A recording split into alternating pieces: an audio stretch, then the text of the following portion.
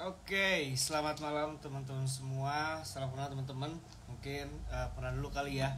Baik lagi nih teman-teman di Cuan Stock gitu kan. Dimana hari ini bersama saya Rian, kripto spesialis dari Cuan. Kita bakal ngobrol-ngobrol seputar kripto dan juga stok gitu kan. Nah mungkin di sini followersnya Cuan kan mungkin banyak teman-teman yang memang notabene join di stok, investasi reksadana ada macam-macam atau mungkin juga ada yang invest di kripto atau trading gitu. Karena hari ini kita bakal ngobrol bareng salah satu exchange besar di Indonesia gitu kan, bareng Nanovest. Nah, jadi kita akan ada kedatangan dari Mas Theo namanya gitu kan, Theodor Daud, selaku business development dari Nanobyte gitu kan.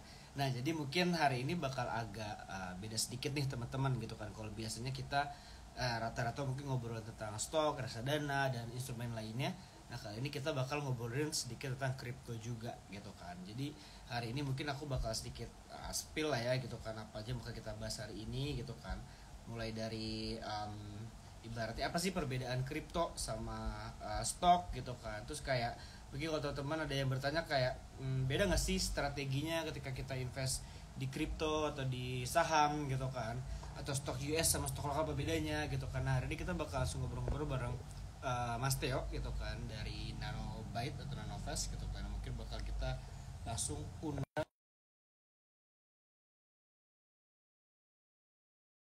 itu saya teman-teman. Kalau mungkin nggak jelas atau kurang kedengaran bisa uh, kabarin di kolom komen. Wait, ini udah aku accept. Why? Oke. Halo, Halo, halo, halo. kedengeran nggak suaranya? Kedengeran? Suara gue kedengeran nggak Oke ya? Mas, mantap. Kedengar aman, aman, aman, aman, aman. Oke, Bentar, oke, benerin angle. Nas. Siap. Oke, jadi kita sekarang udah bareng Mas. Manggil apa lagi nih ya? Mas Theo kah atau Mas Daud atau Teo gimana aja, Mas ini? Teo Theo aman. ya? Oke, Mas sendiri oke, aku oke. manggilnya siapa ya enaknya? Penggarian aja boleh. Rian aja, oke. Yap, Karafurunya betul, bagus betul. Mas di belakang tuh. Eh, oh iya. Iya benar. Ada Karaburu, ada SSS, lokal Oh pride iya, ya, lokal iya, pride. iya. Local pride ya. Lokal pride ya, udah, udah, udah, udah. Oke, oke.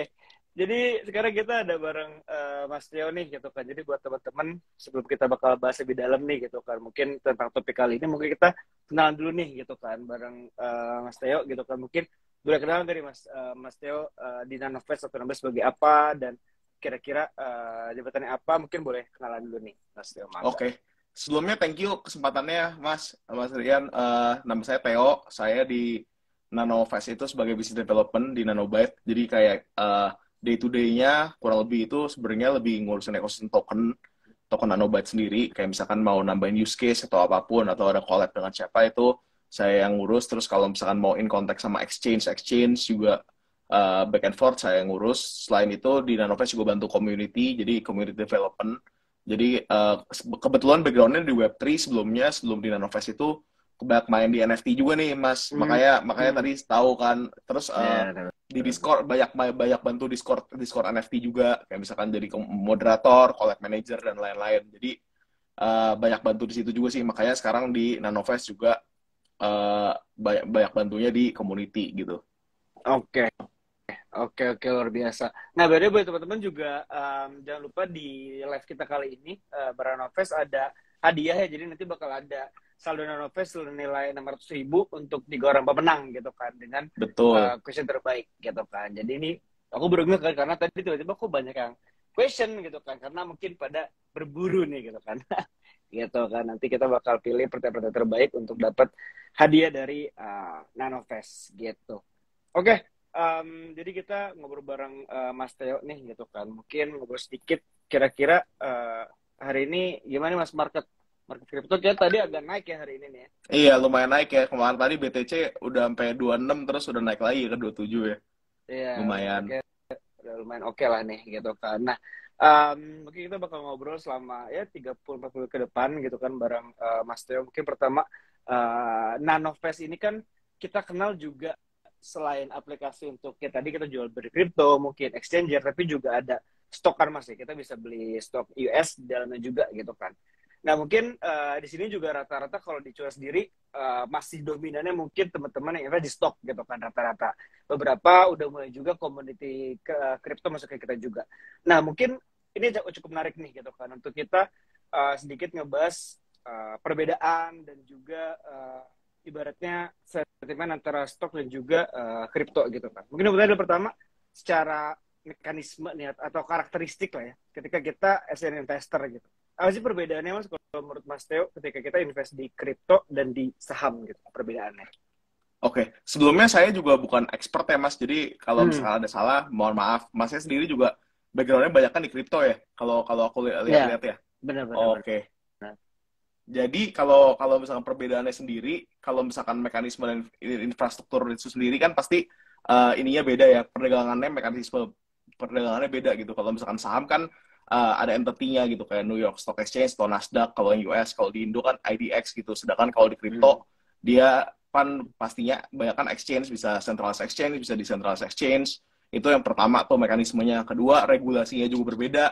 Mungkin Mas sendiri juga tahu kalau kripto regulasinya kan juga banyak yang masih abu-abu, dan kalau saham lebih jelas gitu karena kripto itu produk yang masih agak baru gitu kan.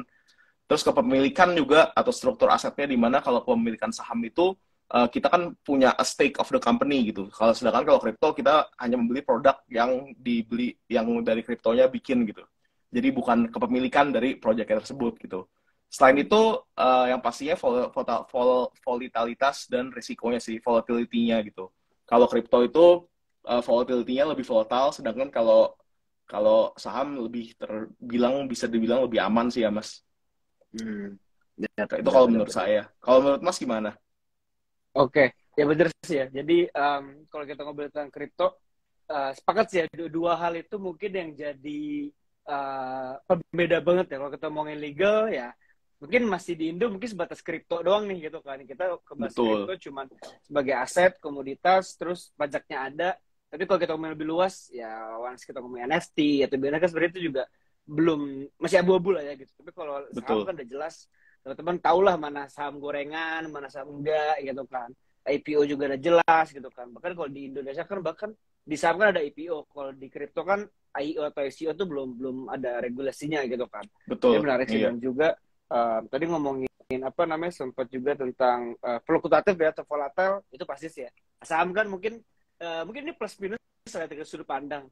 Ada ARA, ada ARB gitu, ada batasnya. Betul. Cuan ada maksimal, rugi ada maksimal gitu kan. Betul, ya kejaga lah. Ada yang jagain gitu. Kalau di kripto, boro-boro bisa besok dari nol gitu. Kalau ini bisa PP gitu atau apa. Iya, benar. Gak ada yang jagain gitu ya. Enak dong kripto, cuannya nggak terbatas ya. Tapi rugi juga nggak terbatas. Kan gitu jadinya. Benar. Banyak success story-nya kripto, tapi banyak ininya juga. Banyak yang bikin orang depresi juga sebenarnya. Kalau ngomongin resiko. Benar, banyak memes kayak kemarin. Bitcoin dapat Mas? Sempat cuan nggak? PP? Sempet, tapi masuknya agak atas. Jadi cuman cuannya kayak paling 50-70% gitu. Nggak yang sampai berkali-kali lipat gitu. Masuknya pas udah listing di Binance, Mas. Bukan pas awal-awal. Iya, benar. Wah, kalau dari awal tuh banyak cerita-cerita aneh ya. Dari $2. Iya, banyak yang kayak $27 jadi berapa juta dolar. Gila. Iya, jadi ya itu happy hunting lah ya teman-teman. Itu kan memes coin lah ya. Sebelum listing tuh biasanya banyak di dex lain, cuman ya banyak hal menarik lah sebenarnya. Ya itu sebenarnya kalau kita ngomongin memes coin juga plus minus lah ya gitu. Kalau kita ngomongin legalnya ya sebenarnya kan sebelum yang namanya listing di Indo secara nggak sebenarnya nggak legal ya, tapi sometimes ya namanya juga dex gitu kan, centralized exchange dan sebagainya, jadi bisa aja kadang kita buat beli memes coin dan sebagainya. Tapi ya volatile banget, memang volatile gitu kan. Oke.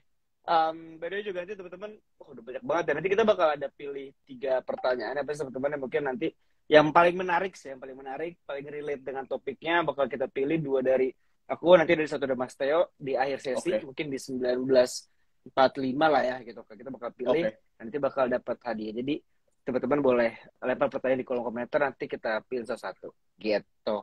Nah, tapi kalau Mas Theo sendiri invest di dua-duanya atau gimana Mas? Dua-duanya sih Mas, makan kalau misalkan ngomong saham juga saham Indo dan US juga invest, tapi invest doang ya, nggak trading atau apa. Kalau kripto masih kadang-kadang futures juga main, kalau trading yang trading biasa juga main gitu, misalnya spot trading main. Tapi kalau buat saham dan saham US dan saham Indo itu mostly ya invest aja gitu. Jadi bisa Hmm. sharing-sharing dikit lah, tapi dibilang pro banget juga enggak sih, Mas. Iya benar-benar. Dan sebenarnya enaknya juga kalau kripto nggak ada tutup ya. Karena tadi barusan ada baca Benar, komen kayak kalau di saham kan ada tutup gitu kan. Ya kalau di kripto kalian mau invest mau trading jam 3 pagi pun masih buka tuh market gitu kan. betul. Itu struggle semua trader tuh biasanya jam 3 masih Iya jaga benar. lilin, udah ngantuk, masih jagain lilin terus Iya gitu kan. benar. Karena jam kita tidur jam di sana baru pada bangun ya kan Iya, kadang-kadang. iya. Kayak Uh, Fed kalau apa lagi Meeting bikin keputusan ya. apa jam-jam Iya 2 benar. jam 3 Iya nungguin gitu. benar Ini benar. naik apa turun nih gitu-gitu kan. Benar benar. Nah, ini menarik sih Mas. Nah, kalau kita ngomongin tentang tadi seperti enggak tentang volatilitas lah atau tingkat resikonya gitu kan. Menurut Mas Teo sendiri jauh nggak sih? Berarti kita invest di saham, investasi di saham atau di kripto, tingkat risikonya itu jauh berbeda atau sebenarnya ya tergantung teman-teman aja cara cara milihnya gitu. Kalau dari Mas Teo. Oke. Oke, ini personally ya, menurutku sebenarnya mirip, bisa dibilang agak beda jauh.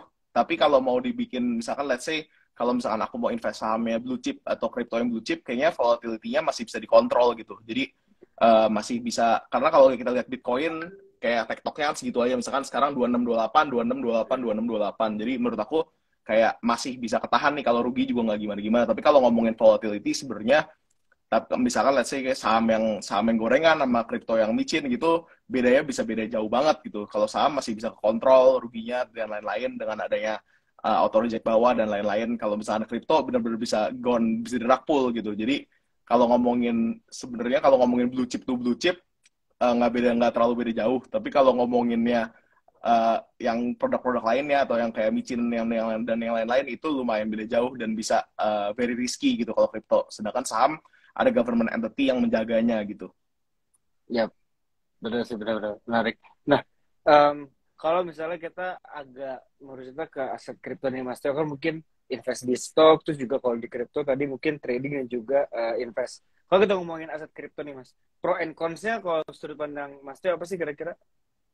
Yang pasti kalau menurut saya personally, crypto apalagi Web3 itu kita menginvest ke ekosistem yang baru kan, dimana Hmm. kayak aku ngelihat Web3 itu sekarang tuh kayak zaman-zaman dulu, bahkan masih Friendster gitu kalau Hmm. Web2-nya. Jadi kayak masih perkembangannya masih sangat jauh. Saat kita menginvest di new ekosistem seperti ini, potensi gain-nya itu menurut aku besar karena bahkan ekosistem blockchain sekarang itu belum kebentuk sepenuhnya nih, bisa kegunaannya buat apa aja. Misalkan sekarang udah ada, selain NFT, sekarang kan udah ada yang baru tuh, soulbound token dan lain-lain. Itu kan hal-hal yang baru yang kita nggak pernah realize gitu. Hmm. Atau misalkan ke depannya bisa dipakai, blockchain yang bisa dipakai untuk authentication barang-barang luxury atau apapun itu banyak banget yang masih kita belum bisa explore. Dan menurut aku, kalau misalnya kita mulai invest di sana sekarang, kita bakal berkembang juga sama sesuai ekosistemnya juga berkembang gitu. Sedangkan kalau misalkan saham kan memang itu real life, udah matang gitu. Apa banyak yang udah matang juga produk-produknya. Kita udah tahu nih konsepnya seperti apa. Jadi lebih pasti, tapi kalau kalau misalkan kripto itu lebih kayak kita ngelihat masa depannya seperti apa gitu. Oke, oke, oke. Ini menarik. Jadi memang kita karena memang banyak di kripto itu produk-produk yang notabene-nya baru lah ya, baru teknologi-teknologi Betul, baru yang bahkan adopsinya pun mungkin di negara-negara tertentu aja gitu kan. Beda dengan betul. saham yang pasti once sebuah perusahaan IPO kan pasti udah jelas lah ya pembukuan dan sebagainya gitu kan. Nah tapi ini menarik juga. Kalau dari Mas Tio, kenapa mau untuk coba juga invest di kripto atau trading di sana ketika ya tadi tuh beres masih ada beberapa proyek-proyek yang mungkin sifatnya eksperimental sebenarnya kan bisa work bisa enggak gitu kan apakah karena emang Mas Tio ini trust dengan teknologinya kah atau gimana kira-kira? Kalau saya personally kan memang suka hal yang inovatif sih Mas. Jadi memang Hmm. terbuka banget tuh sama hal yang inovatif seperti itu. Tapi kalau ngomongin dari segi investment juga, kalau kita mimik-mimik ini, tapi ini pandangan pribadi ya Mas. Kalau misalnya Hmm. kita mimik-mimik VC atau yang lain-lain juga, mereka kan sekali invest ke company-company startup itu kan nggak langsung 10, tapi yang jadi satu gitu. Yang satunya itu Hmm. bakal nutupin yang lainnya gitu. Jadi aku ngelihatnya agak seperti itu sih, kayak oke, gue bet on the future walaupun mungkin nggak jadi, tapi once ini jadi, ini bisa something yang bisa saat dia makin besar, gue juga ikut makin besar gitu. Menurut saya pribadi. Oke, oke, menarik, menarik, menarik. Karena ya ibaratnya kita berharap kayak zaman dulu mungkin kalau kita ngomongin Warren Buffett kan mungkin dia invest di beberapa perusahaan tuh ya udah dari Betul, lama gitu kan. Coca-Cola mungkin dari kecil-kecil gitu kan. Dan sekarang Betul, ini mungkin momen tepat untuk kita at least milih beberapa project yang ya mungkin yang udah agak gede kan, mungkin Ethereum atau Solana udah lumayan, tapi betul, who knows untuk beberapa project lain yang atau aset kripto lain yang bisa jadi besar di kedepannya gitu kan ya. betul. Dan banyak banget Mas yang kayak seperti misalkan kayak teman-teman aku ada yang suka art, mereka beli apa Mutant Hmm. Ape zaman dulu pas masih 2 Ethereum, sekarang kan harganya kita udah tahu berapa, bisa belasan 20 Ethereum gitu. Karena Hmm. ya mereka purely suka art gitu. Jadi stick to your ini aja, stick to your preference aja. Kalau aku misalkan sukanya pack, misalkan kalau misalkan atau sukanya misalkan lebih kayak NFT atau SBT, ngikutin aja perkembangannya. Kalau ada project yang kalian suka gitu, jangan lupa research. Nah, bisa coba tuh kayak gitu di invest. Benar-benar. Oke, menarik, menarik. Nah, kalau kita ngomongin stok nih Mas, apalagi stok US misalnya yang ada di Nano gitu kan. Mungkin aku kan agak awal aku invest juga, tapi mungkin lebih ke stok lokal gitu kan. Pengen tahu aja sih kalau menurut Mas Teo nih, stok US sama lokal sebenarnya dalam artian cara investnya atau secara industri sama apa beda sebenarnya sih? Sebenarnya kurang lebih sama Mas, karena di sana juga pakai exchange dan lain mekanismenya kok nggak terlalu beda jauh sih. Tapi mungkin kalau ngomongin pattern, pasti yang lokal-lokal saham Indo itu kadang-kadang mengikuti pattern sana. Jadi kalau misalkan saya di sana isunya di sana crash, di sini akan crash gitu-gitu. Jadi lebih ke global marketnya sih. Tapi kalau mekanisme sebenarnya kurang lebih mirip kalau menurut Oke, saya. oke. Yang beda jam bukanya berarti beda ya? Ya nggak sih? Ada jam buka Betul, juga di betul. sana. Iya. Nah, itu ngikutnya, jadi kalau misalkan di sana pagi ya di sini malam gitu. Karena kita kan Iya, ngikutin jam benar-benar. sana. Iya. Oke, oke. Itu barusan ada alhamdulillah saya beli Tesla 100K pas ada event. Sekarang jadi 112. Wah, mantap. Lumayan, lumayan. Mantap, cuan. Cuan, cuan, cuan gitu kan. Nah, oke, oke.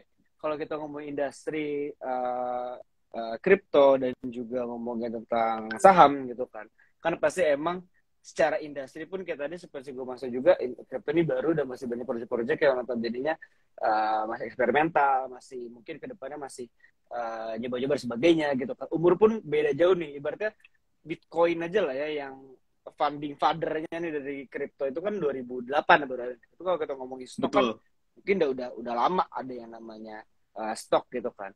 Nah, um, kalau kita ngomongin historical sedikit sih, Mas Teo ya, atau berarti dari performa historis nih, mungkin kan Bitcoin dari dulu sekarang chartnya sebenarnya kalau ditarik jauh naik lah ya gitu kan.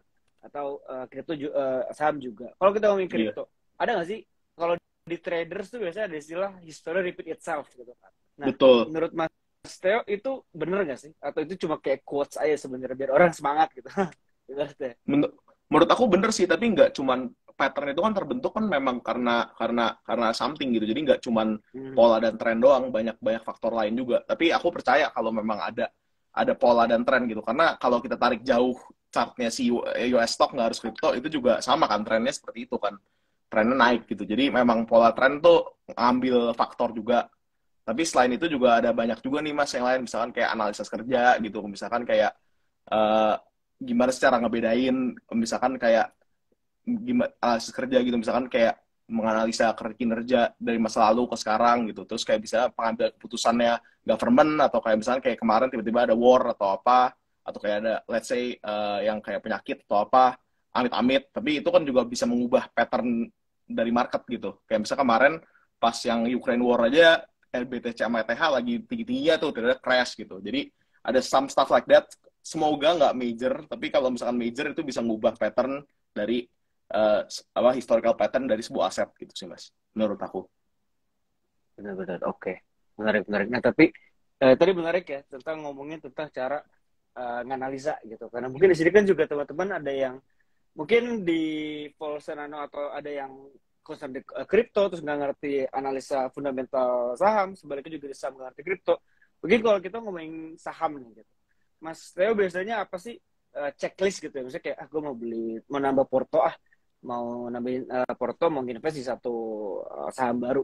Biasanya checklist apa sih yang Mas lakuin untuk nganalisa kayaknya gue pilih saham A deh. Biasanya apa aja sih? Apakah performa laporan keuangannya atau mungkin industri lagi naik atau apa kira-kira checklist yang bakal Mas Theo lakuin?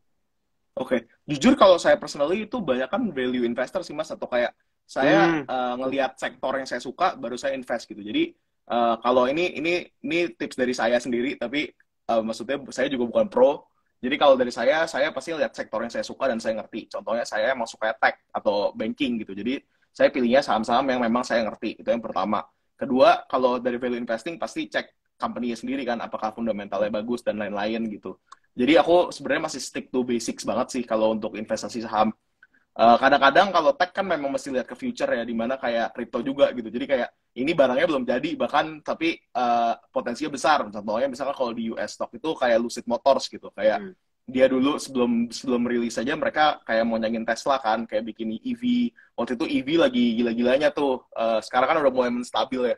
Nah waktu itu kayak oke, nggak apa-apa kita bet on dia karena memang ini kelihatannya bagus gitu. Jadi ada some sort of kayak spekulasi juga, tapi kalau misalkan kita di sesuai industri yang kita suka, harusnya sih akurasinya masih lebih bagus ya daripada kita kita blindly datang terus beli semuanya gitu, kalau menurut saya.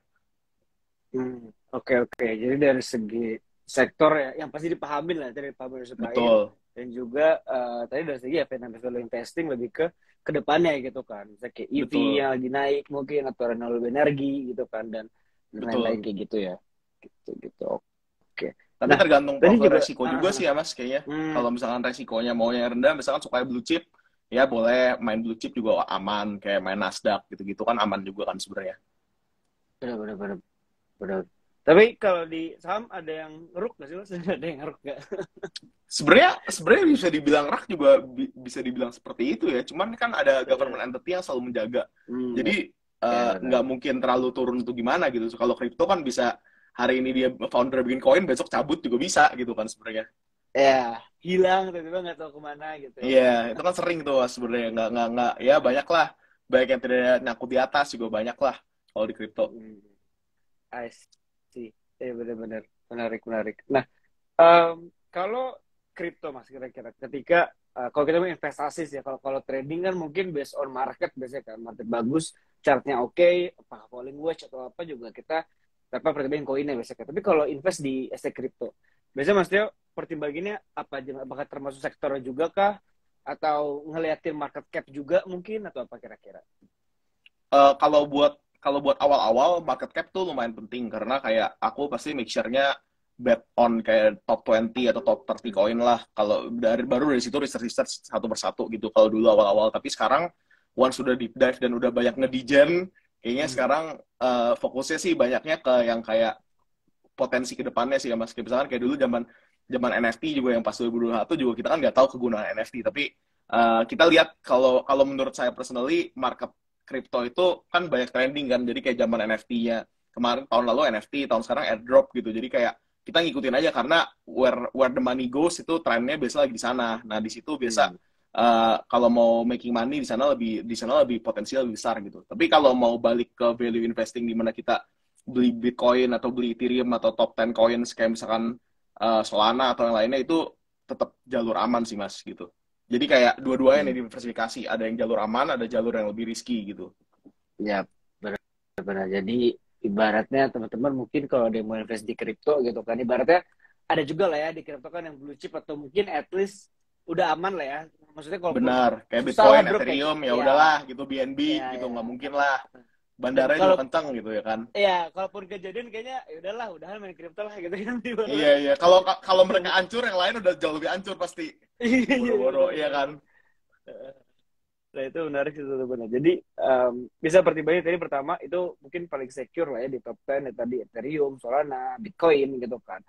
Terus kedua juga dari tren ya, karena emang kalau kita ngomongin kripto, trennya tuh tiap tahun pasti beda-beda teman-teman kan. Mungkin benar tadi Betul. 2002 satuan mungkin itu NFT, dan juga gaming juga rame kan Benar. tuh aksi Iya. Iya. token itu setahun naik berapa persen gitu kan. Terus metaversean habis itu juga Iya naik benar, gitu metaverse kan. juga tuh. Zaman-zaman sandbox, Ya sandbox, Decentraland Decentraland gitu-gitu. yang Iya. sekarang mungkin ya udahlah ya, nggak tahu itu kemana gitu kan. Nah jadi Ya itu sih terus Mas, rame lagi. exploring new technology kan gitu kan, nggak tentu Bener, berhasil juga, tapi ya pasti ada yang dikembangin terus gitu, dan ini bakal terus bener, berkembang si Web3 ekosistemnya gitu. bener. Dan sebenarnya menarik adalah sekarang mungkin nggak cuman hampir seluruh instrumen keuangan lah ya, saham, kripto kan sebenarnya lagi agak lesu lah ya. Dari Betul. tahun lalu udah ramai resesi ya, dan sebagainya. Maksudnya masih kuat nih isu-isunya, orang masih mungkin main aman gitu kan, dan harga-harga mungkin dari segi stok atau kripto lagi pada turun. Tapi sebaliknya mungkin ini best time-nya nggak sih mas, sebenarnya kayak untuk kita ini sebenarnya mungkin bahasa bisa serok bawah nih gitu kan, harga-harga Betul, yang betul. menurut teman-teman bagus project-nya atau potensi ke depannya, mungkin sekarang waktu yang tepat untuk beli mas gitu kan ya. Betul, setuju. Kalau itu Benar-benar. setuju. Soalnya semua banyak yang lagi diskon juga sih. Ya, Tapi lagi diskon lah ya tetap research bahasanya. ya teman-teman, tetap research, tetap beli yang kalian emang udah suka atau kalian udah research dari lama gitu. Memang udah tahu risknya juga masing-masing. Nah, itu boleh beli gitu. Benar. Jangan FOMO gitu kan. Apalagi karena Betul. sekarang emang kita kan kripto lagi agak ramai lagi mas ya. Sejak Sui lah, Iya, P iya, atau mungkin airdrop, ARB gitu-gitu. airdrop, ARB, terus mungkin bentar lagi ZK mulai banyak yang Iya, beli ZK kan. iya. Nah itu kayak jangan FOMO teman-teman, jangan uh, orang udah pada jual ternyata baru beli. Nah itu kan sering kejadian gitu Betul, kan. betul. Jadi exit liquidity ntar kan. Ya orang udah pada jual, kalian baru beli. Aduh, sayang banget Iya. kalau kayak gitu kan. Dah. Banyak belajar sih Mas kalau awal-awal gitu, apalagi kan kayak Hmm. model-model kayak airdrop gini kan, kayak nyobain testnetnya lah dan lain-lain, itu kan something yang kita Hmm. masih pelajarin dulu. Jadi kayak menurut aku tips buat temen-temen ya, belajarin dulu apa cara dapat airdropnya, testnetnya, jangan langsung FOMO atau gimana. Tahu dulu seluk-beluknya baru terjun gitu. Karena ini very risky sih kalau misalkan nggak on time gitu keluarnya atau masuknya menurut aku. Nah, ya benar. Nah ini mungkin ini menarik juga dibahas dikit sih mas, karena nggak tahu di Sam tuh nggak ada airdrop kan ya? Ada nggak sih airdrop? Nggak ada kan ya? Gue Nggak ada, nggak ada kan ya? Nggak nggak ada ada. kan, tiba-tiba lu dikasih 3 lot ya karena lu berpartisipasi, nggak Oh, ada ya? paling Nah, ini kalau misalkan let's say bonus dari oh, company, misalkan oh masnya kerja company, di Tesla gitu, iya terus benar-benar. kayak dari kontraknya udah Hmm, ada di airdrop gitu buat bonusnya, oh iya itu benar-benar. sangat possible ya.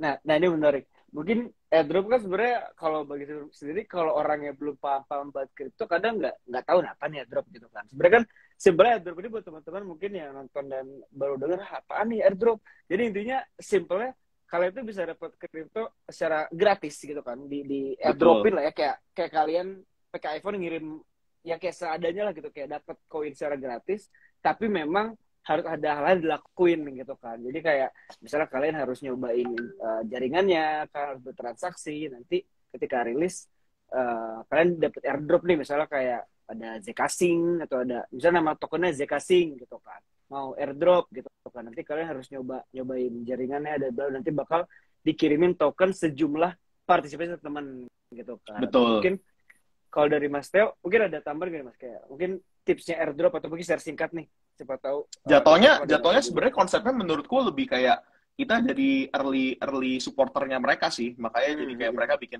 konsep seperti ini, jatuhnya mereka mengapresiasi early supporternya mereka gitu dengan cara memberikan mereka token. Nah, kita support mereka dengan cara apa? Dengan nyobain test-test mereka, atau kadang-kadang kan ada tas-tasnya gitu kan, kayak harus follow Twitter lah, harus kasih good review lah dan lain-lain. Kalau kadang-kadang ada yang seperti itu juga. Jadi itu cuman kayak kita support mereka dengan cara bertransaksi di ekosistem mereka untuk jadi supporter awal, terus ntar mereka bakal kasih kita insentif. Tapi kadang-kadang baik yang nggak tentu juga, kayak misalkan kayak rumornya MetaMask mau mau bikin Oh airdrop, iya tapi benar. infonya nggak pernah ada yang jelas gitu. Jadi kayak Iya iya ada benar. risknya juga teman-teman di sini, karena tiap kali bertransaksi kan ada gas fee. Jadi teman-teman bisa rugi gas fee, kira airdropnya ternyata nggak ada gitu. Karena airdrop tuh banyak rumor-rumornya gitu juga kan. Kayak Betul apakah betul ini betul. bakal jadi, bakal enggak. Kalau memang udah confirm ya boleh dijalankan. Tapi kalau belum confirm, kayak Mas katanya 2024 lah baru mulai atau apa si MetaMask itu. Nah, itu kan belum belum jelas gitu. Jadi mesti banyak research juga sih teman-teman. Ya benar-benar, karena dan juga Mas itu tadi ya, kalau kata Mas itu tadi harus tahu juga jualnya kapan Mas ya. Karena Betul, betul. kalau telat ya udah turun lagi nanti harganya. Gitu. Gitu Tapi kalau gitu teman-teman gitu. di Cuans ada community kan, ada community sendiri, harusnya aman lah. Pasti suka bagi-bagi Hmm. info dan lain-lain. Pasti kan Yes, suka ini kan. benar. Jadi tahu lah, jangan lupa jual lo ini atau ngingetin ini. Jangan lupa klaim atau apa, pasti ada tuh di grup-grupnya. Ya benar-benar benar-benar. Nah, em, tapi kalau kita ngomongin cocok-cocokan nih untuk tadi kan kripto mungkin lebih volatile dan risiko juga tinggi. Tapi apa investasi di kripto itu emang lebih cocok untuk investor muda yang punya profil risiko tinggi, atau menurut Mas Theo gimana kira-kira dari kripto sendiri? Oke, kalau kripto sendiri kan sebenarnya memang benar lebih risky, tapi untuk profiling risk masing-masing tiap orang sih aku nggak bisa nilai dari umur atau apa sih, lebih kayak apakah kamu bisa, misalkan aku kripto nih prinsipnya misalnya pakai, orang banyak bilang pakai uang dingin gitu. Kalau memang uang dinginnya cukup untuk dimainin dan kayak nggak menghambat, kayak misalkan jadi let's say kalau rugi nggak bisa makan gitu kan, itu nggak wise juga gitu. Jadi asalkan profilnya resikonya pas, sebenarnya nggak apa-apa investasi kripto, itu sangat sangat wajar gitu. Cuman bedanya ada orang yang kuat mental nggak nahan, misalkan dia dibanting 40% ke bawah gitu. Sedangkan kalau saham kan mentok 10% aja turun tuh udah lumayan banyak gitu. Kalau di kripto kan kayak 40% tuh hal yang biasa gitu. Kita lihat setiap hari, misalnya kayak kalau main koin-koin yang nggak terlalu parah, nggak terlalu yang stabil kan, turun 20-30% kan kayak oh ya udahlah, makan hari-hari, apakah kuat gitu menahan itu. Jadi itu konsiderasi pertama, psikologinya. Kalau masalah risk itu balik lagi ke tiap orang sih, money managementnya seperti apa. Misalkan kalau memang tidak mengganggu seperti yang aku bilang tadi, kalau nggak mengganggu hari-hari atau bisa tetap nabung dan lain-lain, go ahead, dan itu malah dianjurkan gitu. Karena memang kalau memilih produk yang tepat di kripto pasti returnnya juga bagus gitu, Mas. Menurut aku ya. Ya, benar-benar. Jadi memang kembali ke nggak dipatok umur, Mas, lebih karena kayak Betul, personal masing-masing lah ya gitu kan. Siapa betul. tahu memang high risk gitu kan banget ya, enggak, tapi tetap hati-hati teman-teman ya, dalam artian nggak disarankan banget sebenarnya high risk banget gitu kan. Tetap harus atur sesuai budget juga gitu kan.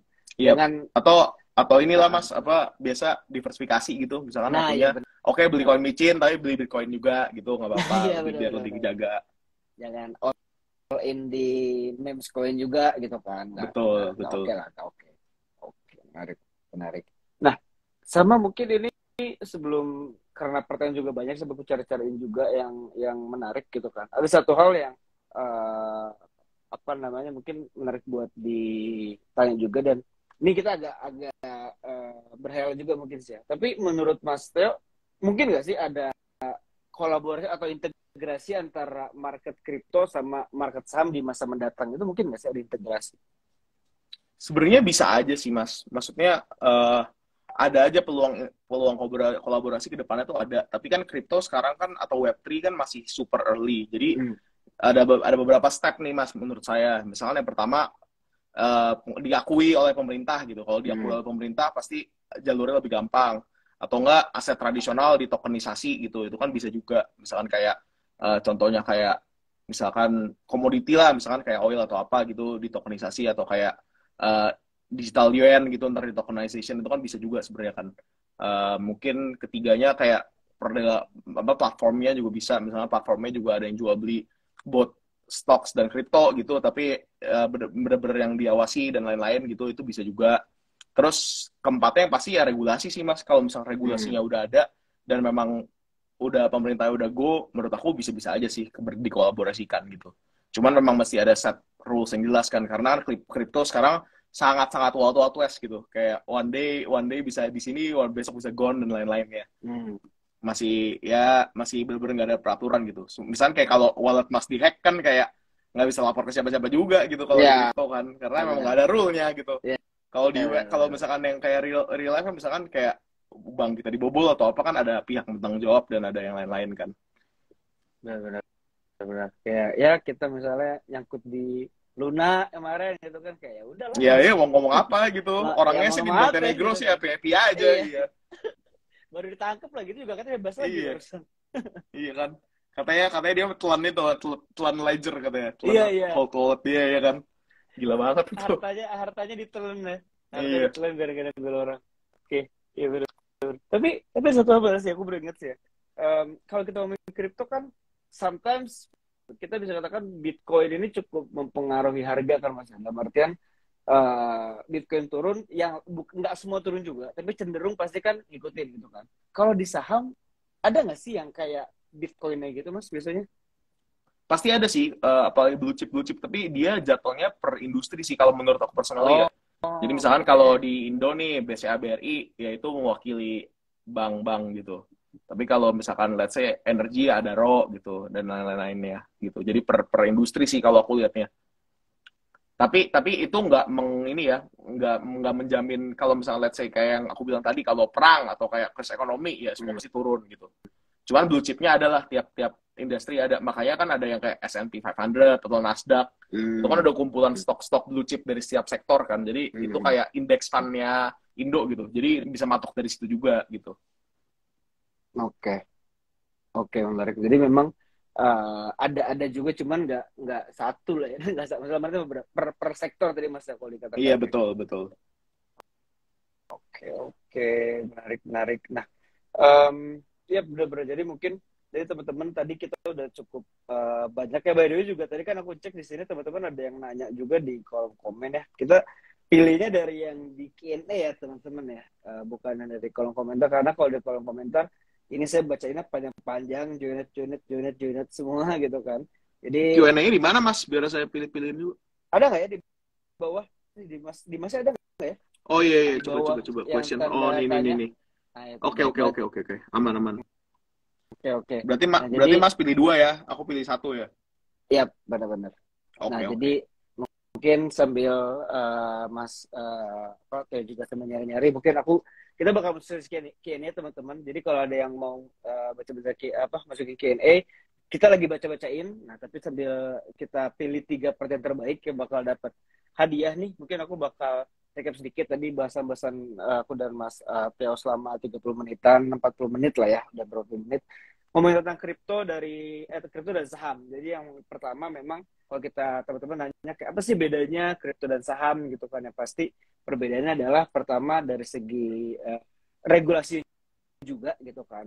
Saham udah jelas, mungkin ini pro-nya lah ya, lebih jelas, lebih lebih diatur, lebih banyak instansi yang menaungi juga. Dengan kripto kan udah bagus juga, udah ada ya kan, kita under Bapepti, dia punya komoditas, bahkan sekarang OJK juga turut ambil soon gitu kan, beberapa bulan atau beberapa tahun ke depan. Tapi memang belum selengkap itu, kita belum punya bursa, belum punya clearing, belum punya banyak lembaga lain yang kita butuhin. Tapi di sisi lain kripto mungkin lebih leluasa gitu, teman-teman mau invest jam berapapun itu bisa, mungkin itu beda juga. Kalau saham kan ada jam-jamnya, ada jam buka, ada jam tutup, nah, kayak gitu. Dan pro cost juga adalah ada ARA dan ARB kalau di saham. Kalau di kripto nggak ada batas. Kalau teman-teman cuan 1000%, tapi kalau rugi sampai nol, nah, itu juga bisa rugi sampai nol kayak gitu kan. Dan juga tadi sempat dibahas beberapa cara-cara, strategi pun beda. Jadi teman-teman ya kalau mau invest di stok mungkin lebih ke arah baca laporannya dan sebagainya. Kalau di kripto biasanya lebih ke white paper gitu kan, planningnya make sense atau enggak, teknologinya bakal bagus atau enggak gitu kan, dan hal-hal lainnya gitu kan. Ya memang notabene-nya ada sedikit perbedaan gitu kan antara kita ibaratnya menganalisa dari saham dan juga dari kripto itu sendiri. Nah, mungkin kita bakal masuk ke sesi pertanyaan. Waduh, keturunan. Nah, aku udah pilih deh. Mungkin taruh deh aku rasain gitu kan. Mana tadi ya? Kok hilang? Mana tadi? Mungkin mau dari aku dulu atau dari Mas dulu nih, Mas? Kalau dari gue nggak apa-apa. Paling dari gue pilihnya yang dari atas nih, yang like-nya banyak nih. Kayaknya kalau yang like-nya banyak nih, berarti banyak yang nanya nih. Kak, bagaimana cara efektif untuk mendiversifikasi saham dan kripto? Oke, kalau misalkan ini personal ya. Mungkin Mas juga kalau mau bantu jawab bisa. Tapi kalau aku personally, kalau saham kan baik sektornya. Jadi kalau mau mendiversify porto saham, usahain megang multiple sektor gitu. Tapi aku personally juga misalkan aku sukanya tech, pasti aku 60% di tech. Tapi jangan lupa juga nih ke beli saham bank atau beli saham yang kayak energi atau kayak pertanian dan lain-lain. Karena let's say kemarin ini kan ada tech winter tuh, dimana kayak semua tech layoff, meta layoff dan lain-lainnya, itu ngefek banget ke stok, harga-harga stok tech, sedangkan yang lainnya nggak terefek. Jadi 60% aku yang risky ini yang bisa hilang, itu bisa digantikan dengan 40% ini gitu. Jadi kalau di saham sih seperti itu.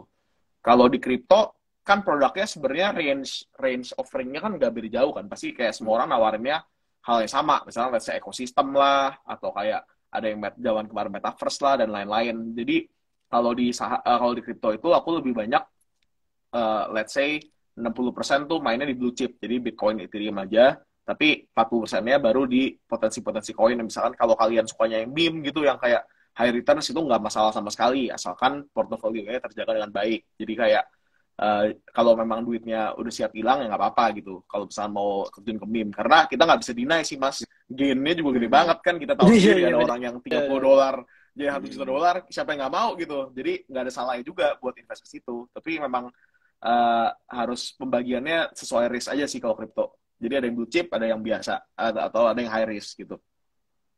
Ya, benar-benar sepakat sih. Dan juga mungkin kalau aku juga nambahin sebenarnya mungkin hampir sama sih ya, lebih ke arah dari sektornya juga gitu kan. Yang pasti namanya juga kripto dampaknya gini ya. Mungkin maksudnya adalah harga sekarang mungkin lagi di bawah, kayak Bitcoin masih 27 ribuan, itu hitungannya bawah ya. Ethereum masih 2 ribuan Betul. gitu, gak kayak dulu. Tapi memang kalau teman-teman masih mengimpikan kayak wah, gue mau beli Bitcoin sekarang siapa tahu nanti kali 10. Mungkin kalau kita ngarepnya udah Bitcoin, Ethereum tuh agak naik sih. Mungkin kalau ditanya naik apa enggak, saya yakin naik. Tapi kalau yang berkali-kali lipat, karena udah kegedean. Berarti marketnya udah gede Betul. banget gitu kan. Naiknya pun nggak yang setinggi dulu mungkin teman-teman. Pelan-pelan naik. Tapi kalau terlalu expect ke koin-koin yang notabene bisa sampai 100%, 1.500, to be honest gitu misalnya. Memang lebih ke industri-industri yang baru gitu. Jadi kalau aku mungkin nambahin satu diversifikasi kalau teman-teman mau, tapi ini harus pinter ngulik ya. Itu lebih karena industri-industri yang baru di kripto, kayak contoh ya AI itu sebenarnya di Q1 kemarin cukup kenceng tuh. Lagi hits banget itu. Lagi hits kan. Jadi sometimes di kripto tuh karena memang cepat banget ya. Di kripto tuh bedanya di sama adalah cepat banget, kayak lagi tren Betul. AI itu Ada produk bisa baru terus, iya. Tiba-tiba Kemarin yang koin Cina juga AI. tiba-tiba, koin OKB Nah, gitu, yang Chinese coin dan lain-lain. Chinese coin derivatif, terus juga liquid staking derivatif namanya istilah-istilahnya Iya. gitu kan. Jadi banyak sektor yang bisa melejit sekejap lah ya bahasa. Tapi once habis itu mungkin agak apa namanya, nggak turun tapi kayak lebih ke sideways lagi gitu kan. Tapi itu memang perlu. Kalau sih kadang ada budget diferensi sekian persen lah ya. Itu untuk koin-koin yang notabene-nya agak bukan gambling, lebih ke arah kayak bagus nih ini berapa bulan ke depan gitu kan. Nah itu cari yang masih low market cap gitu kan. Nah bener, kayak sekarang kan emang airdrop, DeFi itu kan lagi rame tuh, zero knowledge, layer 2. Nah itu kalau ada yang menarik terus diobongin sama orang di Twitter, nah biasanya kalau di Twitter gitu kan, di Twitter, di Discord, nah coba aja iseng-iseng nggak taruh gocap atau 100.000, 200.000 ya nothing tulus lah gitu. Kalau siapa tuh jadi naga gitu kan, jadi naga bisa cacing naga-naga lah ya kalau low market cap gitu ya. Jadi naga-naga bener-bener. Oke. Ya kalau memang sesuai sama Porto, misalkan kayak masih bisa afford to lose ya kenapa enggak sih? Worth the try lah. Beneran kalau siapa tahu jadi naga beneran gitu kan. Iya. Benar. Oke, semoga menjawab ya Mas siapa nih? Tukang lembur. Suka jaga lilin dia jam 3 malam. Iya. Mas jangan sering-sering begadang Mas, jangan lupa jaga badan. Betul. Oke. Giliran Mas ya yang pilih pertanyaan. Benar. Gue jadi lupa nih tadi yang mana yang gue tanya. Tapi kita karena negara demokrasi ya, negara demokrasi gitu. Itu beberapa yang like-nya banyak nih gitu kan. Kalau di Word mana nih? Oke. Apa ya, mana ya? Ini sebenarnya menarik sih ya. Tadi udah kejawab juga. Tadi ada yang juga nih kemungkinan saham jadi rug pull seperti koin Luna ya. Sebenarnya tadi sempat dijawab sama Mas Teo ya, itu udah kejawab. Mungkin bukan per sektor ya, kayak ya bisa-bisa aja gitu kan. Tapi kan nggak seruk banget kripto lah ya. Kalau kripto kalian, gue juga saksinya lah di Luna gitu kan. Berdiri nol gitu besoknya. Iya. Gitu kan. Kayak nggak berarti itu turun kayak terjun gitu kan. Tapi kalau di sini kan ada ARB, ada ARA, mungkin. Iya. Intinya ada yang jagain sih teman-teman, ada pemerintah yang menjaga gitu. Jadi itu something yang positif dari saham gitu. Ya, benar. Oke. Duh, gue jadi bingung sendiri banyak pertanyaan. Oke nih jadi nih. Nah, mungkin ini cukup menarik dari Mbah Tiar nih. Ya benar. Mungkin gue tambah sedikit. Ini isu yang cukup oke, tapi kita agak luas sedikit lah ya Mas. Nggak cuma NFT, mungkin sejarah kriptonya nih mungkin. Kan ada yang mau halving nih gitu kan, bentar lagi 2024. Mungkin menurut Mas Theo gimana potensi NFT juga kripto menjelang Bitcoin halving di 2024 nih? Oke, saya sih percaya banget ya sama halving ini, personally saya percaya banget sama halving, dan memang selama ini juga nabung demi halving gitu, karena sesuai sama yang Mas bilang, harganya lagi oke sekarang kan, jadi kayak lagi nabung-nabung juga. Jadi kalau untuk halving sendiri kan, kalau kita lihat sebenarnya argumen semua orang itu kan kita tarik candle-nya yang ke tahunan kan, maksudnya kayak big picture-nya tiap halving kan dia naik gitu. Jadi sebenarnya percaya, karena ini ngomongin secara supply demand aja. Kalau misalnya supply dipotong setengah, artinya kalaupun demand-nya itu sama doang, nggak usah tambah tinggi, harganya pasti naik. Jadi dengan posisi market sekarang, kalau Bitcoin dipotong setengah, itu udah pasti naik gitu. Tapi kan banyak faktor seperti yang aku bilang. Walaupun aku sendiri percaya, tapi kalau ke depannya memang, let's say, market cap berkurang, atau tiba-tiba ada kejadian yang kita tidak pengenin, misalnya kayak yang tadi bisa perang atau apa, itu sangat berpengaruh juga sih Mas, menurut saya personally. Tapi secara fundamental, halving itu something yang aku percaya. Nah, impact-nya ke ekosistem yang lain tuh di Web3 tuh gimana sih? Kalau aku personally, NFT, yes, pasti terefek. Tapi ke depannya kan itu masih tahun depan dan 2 tahun lagi kan. Bakal banyak juga sih produk-produk baru yang bakal jauh lebih hits juga. Let's say NFT memang udah jadi nih, udah ada kegunaannya. Let's say kalau misalkan artis-artis mau bikin karya dan lain-lainnya, itu kan ada efeknya, atau ticketing dan lain-lain kan bisa kepake. Tapi masih banyak banget produk yang belum kita explore di Web3 ini, dan bisa jadi itu malah spotlight-nya saat halving tahun depan gitu. Jadi banyak produk-produk baru juga nih gitu. Ya, tapi NFT masih kecipratan dikit menurut aku, pasti masih ada, karena udah matang marketnya. Sampai sekarang juga jalan terus kan, Blur jalan, OpenSea jalan. Kalau menurut Mas gimana? Kan Mas juga ini nih, NFT fan juga kan, suka NFT juga.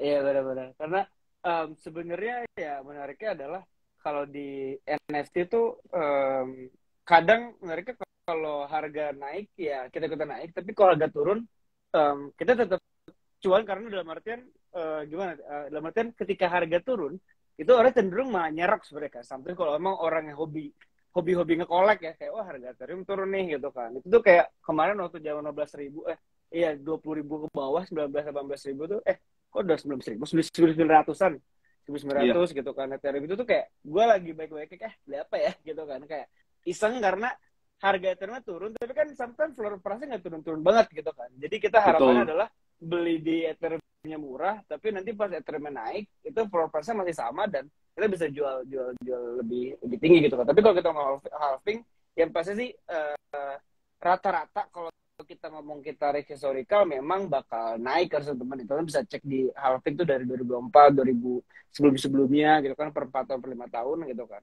Itu tuh pasti bakal naik. Tapi sometimes yang harus cerita adalah kadang sebelum halvingnya itu bakal koreksi dikit biasanya gitu kan. Tapi namanya market kan kadang kita nggak bisa nebak kapan turunnya kan. Tapi kalau mau beli sekarang dengan ekspektasi pas halving naik ya, based on historical jelas works gitu kan. As long as nggak ada Luna dan efek berikutnya lah ya gitu kan. Dia pas halving gitu kan. Tapi as long as ya market oke aja, stabil ya, harusnya ngepam lah. Dan juga biasanya kan once it bullish, semua juga bullish ya. Kita mungkin di 2021 kan lagi bullish itu semua naik lah, NFT apalagi game, metaverse tuh kayak semua tuh bagus aja rasanya gitu kan kalau ada bullish. Jadi ya emang halving itu salah satu yang ditunggu banyak orang lah. Mungkin banyak orang juga udah mulai nyicil nih kan sekarang. Nah kalau teman-teman juga mau mungkin ingin menyambut ya Bitcoin atau NFT yang mungkin bakal ketemu di habis halving ya, kalaupun nggak bisa all in ya, bukan all in, berarti kalau nggak bisa banyak naro atau gimana ya, kan ada dual cost averaging kan, bisa teman-teman nyicil sebulan berapa, itu kan ada nama teknik investasi nabung gitu kan, jadi sejuta atau berapa juta per bulan atau berapa oke teman-teman dengan luas sudah naik ya udah. Karena dari kalau teman-teman tahu kemarin kita bisa dapat data dari 1 Januari ya, itu sampai sekarang Bitcoin-nya aja ya itu udah 70% lah naik. Jadi teman-teman kalau nginvest di Bitcoin di 1 Januari sekarang tuh udah naik almost lebih dari setengah gitu kan selama setengah tahun. Jadi harusnya trennya tuh udah bahkan performanya jauh lebih baik dari instrumen lain gitu kan. Kalau kita ngobrolin kripto. Itu mungkin salah satu pertimbangannya halving, karena halving isunya kuat lah ya, mungkin nggak cuma Betul. kita tapi banyak orang yang udah bertanya juga kayak gitu. Semua orang di Nanovest sih, Mas. Iya, Kenapa ya kemarin 19.000 gue nggak pada nggak beli? Kenapa ya pada nggak beli ya 19.000? Pasti begitu Iya, tuh iya. dari kemarin sekarang Iya. lihat harga sekarang. Nah, Tapi sampai kan menurut Mas teman-teman, sendiri, kalau menurut Mas sendiri NFT-nya kan sekarang kita lihat nih collection yang top yang jalan-jalan kan sekarang cuma yang kayak Base lah, Cyberkongs lah dan lain-lainnya kan. Kalau menurut Mas apakah NFT yang sekarang yang ranking 30, 40 gitu apakah masih jalan atau cuma sisa yang kayak sisa doodles dan lain-lainnya aja nih yang top 10 aja gitu untuk halving ke depannya.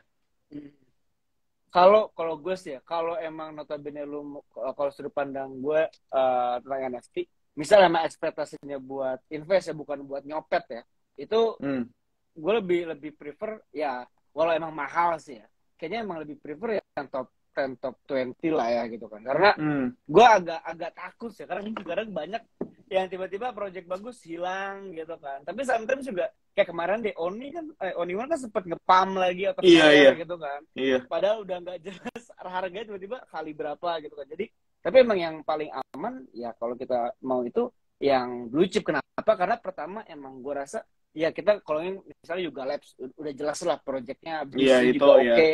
Iya. CEO-nya pun baru, dan di sisi lain adalah once kita yang blue chip, gue selalu percaya ke depannya itu bisa jadi satu aset untuk apa bahasanya, loan gitu kan. Udah banyak ya kita bisa ngeloan NFT jadi cash gitu kan. Di Jadi jaminan gitu ya. Iya, jaminannya NFT ya. Jaminannya Iya. NFT di luar kan udah banyak tuh. Jadi kayak tinggal nunggu waktu aja, mungkin yang nggak ada yang tahu, siapa tahu bisa ngajuin KPR rumah jaminannya BYC gitu kan. Iya.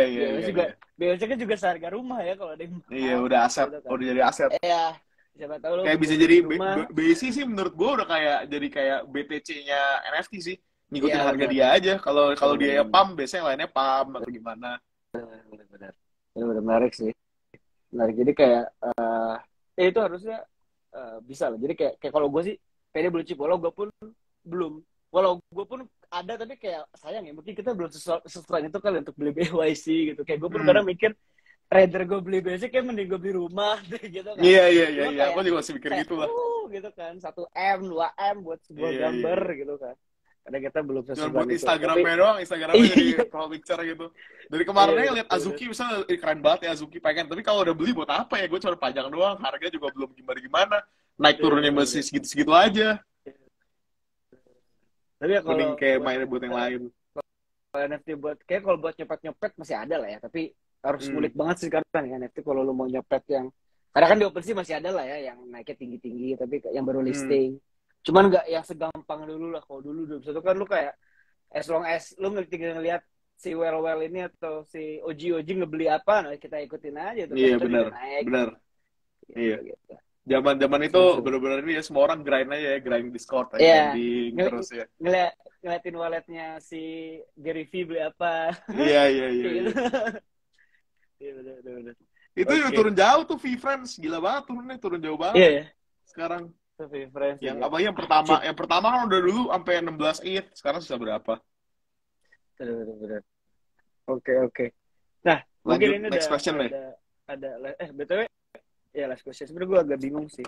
Tapi nggak apa-apa nih, coba gue bahas yang ini nih. Ini cukup menarik tentang lu kalau ngebahas regulasi agak ngerti nggak? Bisa lah ya regulasi dikit. Gue tergantung pertanyaannya sih. Gue takutnya salah jawab juga soalnya bukan bagian gue kan di kantor. Yes. Bukan. Iya. Kalau atau kita habisnya kita datengin lah ngebahas legal ya. So. Boleh. Tapi ini boleh. Ada yang specialized di itu juga kok. Iya. Tapi ini mungkin dari Halim Firgo, gue catat dulu. Tadi ini dari siapa sih yang tadi pertanyaan kedua tuh? Gue lupa nyatet lagi. Dari Bahtiar Dondo. Bahtiar Dondo. Oke. Aduh, sorry. Mungkin next question ini dari Halim Firgo gitu kan. Pertanyaan adalah nah ini nih. Ya, mungkin kita back to topic yang memang stock dan kripto gitu kan. Ini lebih ke nge-hold nih. Mungkin kalau dari gue adalah tips memilih saham dan kripto yang di hold jangka panjang. Kalau menurut lo gimana nih, Mas? Kalau menurut gue sebenarnya yang pasti perhatiin itu S&P 500 sama Nasdaq karena kalau memang mau jangka panjang itu paling aman dan paling terjamin. Kalau sama lah kayak Bitcoin kalau kita tarik jauh indeksnya tuh selalu sama, trennya patternnya naik gitu. Kalau sampai sekarang ya itu masih naik terus. Jadi kalau memang mau invest jangka panjang paling baik sebenarnya ke situ. Atau kalau di Indo kan ada BCA, BRI dan lainnya itu terbukti aman gitu. Kalau misalkan kripto ya BTC ETH sih, baliknya ke blue chip aja. Tapi kalau misalkan Mas Halim itu kan yang nanya Mas Halim ya. Mas Halim sendiri ada seperti yang saya bilang tadi kalau ada sektor yang Mas Halim suka, kayak misalkan Mas Halim sukanya otomotif atau tech atau apa. Terus Mas Halim tahu nih ada company satu yang mau IPO. Mas Halim percaya banget dan kedepannya percaya kalau itu bakal jadi something huge.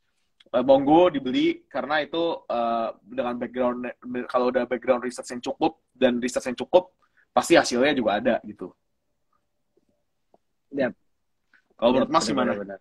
Yap, sama Mas ya kalau kita karena jangka panjang konteksnya sih ya. Iya, Karena kalau iya. hold emang jangka panjang ya nggak ada yang lain sih ya mungkin mewujudin either kalau sama pasti blue chip gitu kan yang ya kalau jangka panjang mungkin industri yang ramai dan cukup meyakinkan mungkin kayak EV kayak bakal rame, renewable energy juga mungkin bakal rame gitu kan. Karena udah maksudnya ada ke arah sana tapi emang udah valid kayak EV kan dulu orang mungkin masih kayak apaan sih mobil listrik tapi kayak sekarang orang udah willing untuk spend deh gitu kan karena emang udah murah listriknya sebagai dan udah gampang didapat juga aksesnya kan. Jadi industri yang sebelumnya diprediksi ramai dan sekarang udah mulai kerasa adaptasi ini karena kalau di kripto contoh mungkin dulu metaverse sekarang AI tapi AI ini masih di fase game bukan game fase apa ya penstabilan nih gitu kan mereka pakai apa enggak gitu kan tapi kalau di kripto sih kalau emang jangka panjang ya emang di just di blue chip aja sih di Betul. Ethereum Bitcoin itu udah enough di jangka panjang kayak ibaratnya kalau ditanya mau naruh duit di hold jangka panjang ya di apa namanya di Bitcoin Ethereum dan beberapa project yang mungkin kalau hold ya misalnya gue punya 100% dana gue sih mungkin 80% kalau buat didiemin gitu kan 80% 70% di blue chip 30% di industri yang upcoming karena kalau gue pribadi sih mungkin beda-beda profil lah kalau gue sometimes orangnya agak risky soalnya jadi kayak selain di blue chip gue mungkin agak kayak pengen deh gue naruh di let's say di memes atau di nggak memes dikit lah ya mungkin di future project kayak derivatif apa liquid staking di AI di apalagi misalnya di koin-koin DeFi yang lagi rame gitu kan kalau gua gitu kan. Tapi based on balik ke profil teman-teman si anaknya gimana gitu kan tapi ya kalau hold jangka panjang udah jelas udah Bitcoin Ethereum gitu sisanya analisa masing-masing aja sih gitu. Iya betul setuju. Oke. Jadi kongres itu tadi buat 3 penanya gitu kan ada Bahtiar, ada Halim sama satu lagi ada tapi udah dicatat kok tadi. Ada saya screenshot juga nanti bakal dapat hadiah masing-masing 200.000 dari Manifest gitu kan nanti bakal dihubungin admin atau gampang lah ntar karena kita hubungin lah ya kita hubungin nanti kita tanya timnya dulu mantap gimana tapi yang penting mantap ya kan dicatat jadi kita tahu gitu by the way nah mungkin last nih dari Mas Theo mungkin tips terakhir dari Mas Theo buat teman-teman yang oke deh, gue bisa mau invest di kripto atau saham. Kira-kira tipsnya gimana sih? Closing statement lah mungkin. Oke. Yang pasti kalau closing statement sih seperti yang kita bahas. Jadi kripto sama saham itu ada plus minusnya masing-masing. Kalau misalkan teman-teman mau belajar lebih lanjut, mungkin bisa scroll balik yang tadi, bisa replay. Jadi secara risk juga beda dan lain-lainnya. Tapi secara keuntungannya juga ada pros and cons masing-masing. Kalau misalkan saham itu ada yang jagain, kalau kripto tapi 24 jam dan lain-lainnya. Jadi itu sesuai ke profil masing-masing aja, cocoknya yang mana dan believer yang mana. Karena kan banyak juga orang yang kayak suka saham dan nggak suka kripto, ada juga yang orangnya suka full kripto, nggak suka saham. Itu memang pilihan, tapi yang pasti key principle-nya satu, yaitu research. Karena research itu yang paling penting untuk mendetermine keputusan kita ambil dalam berinvestasi gitu. Maupun itu bentar lagi akan crash atau lain-lain, itu semua dari research dan pandangan orang tuh beda-beda gitu. Jadi bukan berarti aku bener atau masnya salah, atau masnya bener aku salah. Semuanya punya pandangan yang berbeda-beda dan punya profil risk yang beda-beda gitu. Itu aja sih Mas. Thank you banget loh udah di-invite malam ini. Luar biasa, Mas Theo. Buat teman-teman juga jangan lupa kalau mau langsung nih gitu kan belajar atau bahkan langsung coba investasi, entah itu stok US ataupun kripto, bisa langsung join Nanofest atau bisa juga pakai daftar lewat Cuans juga bisa. Jadi teman-teman kalau yang punya aplikasi Cuans, kita di bannersnya ada Nanofest di sana, teman-teman bisa langsung registrasi dan bikin akun Nano juga bisa lewat Cuans gitu kan. Kalau teman-teman mau gunain aplikasi Cuans dan invest di Nanofest setelahnya kayak gitu. Mungkin itu aja sih Mantap. Mas Theo, nggak kerasa udah mau sejam kita ngobrol-ngobrol, banyak banget insight menarik yang kita dapetin hari ini seputar stok dan juga kripto. Thank you juga Nanofest kesempatannya, kita ngobrol bareng lagi di live IG ini, semoga bisa ketemu di lain kesempatan. Thank you Pastinya Mas dong Theo. Mas Rian. Thank you banget Mas Rian. Thank you. Baik sharing. Thank you. Aku pamit duluan ya. Siap. Thank you. Oke, dadah.